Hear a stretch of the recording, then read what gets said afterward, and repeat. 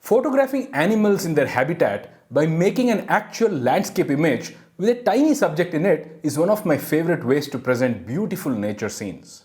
Then, panoramic photographs of animals in their habitat takes this technique one level up. While panorama is usually a word often used by landscape photographers and seldom by the wildlife kinds, I think it's a technique if mastered, it can be a real bonus to make large prints that keep the viewers glued. Hey, my name is Jayant Sharma, and in this video, let me share my secrets of how I shoot panoramic photographs using DSLRs and mirrorless cameras for high quality fine art print usage. But before that, would you please subscribe to our YouTube channel, Toehold TV. It would be great if you ask YouTube to notify you about future updates by clicking the bell icon as well. So most of the DSLRs or mirrorless cameras produce a 2:3 ratio image. So firstly, why do we produce panoramic images? And why not just use a wide angle lens and crop the image's top and bottom areas to produce a 1:2 or 1:3 crop? Good question. Doing that, we get a panoramic crop, I agree, but it will not make sense for the megapixels we produce by cropping so much out. In fact, we add megapixels to make a large print by shooting panorama the right way. Also, the depth of field of a wide-angle lens is so much different compared to that of a telephoto lens. So let's look at a use case. In fact, it's a story that unfolded in Ranthambore National Park in Rajasthan. This tigress, people call Arrowhead, is one of the happening tigers of the park right now, and we were observing her one beautiful summer morning. She walked out of the tall grass around a famous lake called the Rajbagh. I was photographing her using a 600mm super telephoto lens at this distance. Soon, she walked towards a small pond, or let's call it a puddle of water next to the lake bed. Lovely light, great sight, we were busy firing our shots. Soon, she got up and walked towards the puddle and sat in the water, perhaps to use the silt as a sunscreen or maybe to cool herself. After a few minutes of observing her and snapping great pictures, at various focal lengths of course, I realized she was sitting against a background of the legendary Ranthambore fort. So it would have been a shame to just frame the tiger and forget the fort.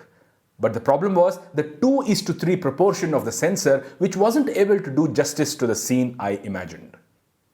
So I quickly decided to make a panorama, and in fact, I did execute it while the tiger was still sitting in that puddle of water.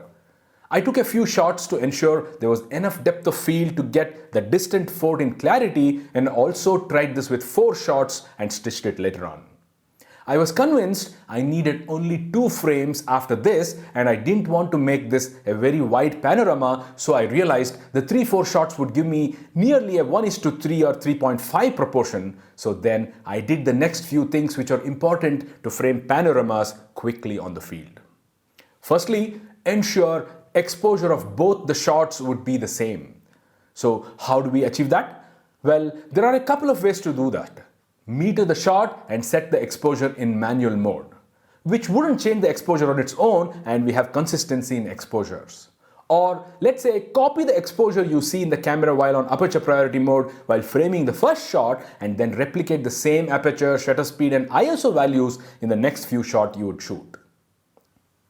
Secondly, ensure the focus distance of both shots remain the same. So we do this by focusing the tiger and then pulling the focus switch from AF to MF, thus not refocusing for the rest of the sequence. In my case, just one more image. You should know that if you don't change the focus ring again, the focus will remain at the distance of the tiger. Thirdly, ensure the same alignment from the bottom of the frame to the horizon and don't change the focal length of the lens. How do we do this now? Well, if you can't be on a tripod that's completely calibrated being parallel to the ground, then use the approximate method. Well, this is the technique I use. Finally, figure out a way to overlap some of the portions of the first picture with the second and the second with the third, and so that it helps the software to stitch seamlessly. Use objects in the frame as visual cues to remember and overlap frames. In the method where I use the autofocus points to align the vertical alignment, I use the viewfinder and the AF points in them to rest them on the horizon, thus ensuring the same distance from the bottom. In my shot, I had the bottom of the lake's distant land, or let's say the top of the lake's edge, coinciding with the center AF point on all the shots. Don't worry if this is a 90% approximate setup. We don't need this to be precise. Once we adjust and stitch images, we will crop the mistakes out. By using Lightroom's photo merge feature, two raw files are seamlessly merged, of course if it's shot precisely, and then my beloved Lightroom produces a new file which, unlike Photoshop, isn't just the PSD, but this time it's a DNG, which is also a raw file. Now, you could process this new panoramic raw file and achieve the results you imagined. I then printed this masterpiece on the HP Z9 DesignJet printer on a photo paper. It should soon decorate a beautiful wall or an office space. Inspiring? Well, if you loved this video and would like to see more, please share this video and also consider subscribing to the Toehold TV. Oh, before we forget, we have a great Lightroom online course that's now available for you to access it anytime, any place. Check the link in this video or in the description, and if you're on YouTube, check the link on the screen right now. Ciao.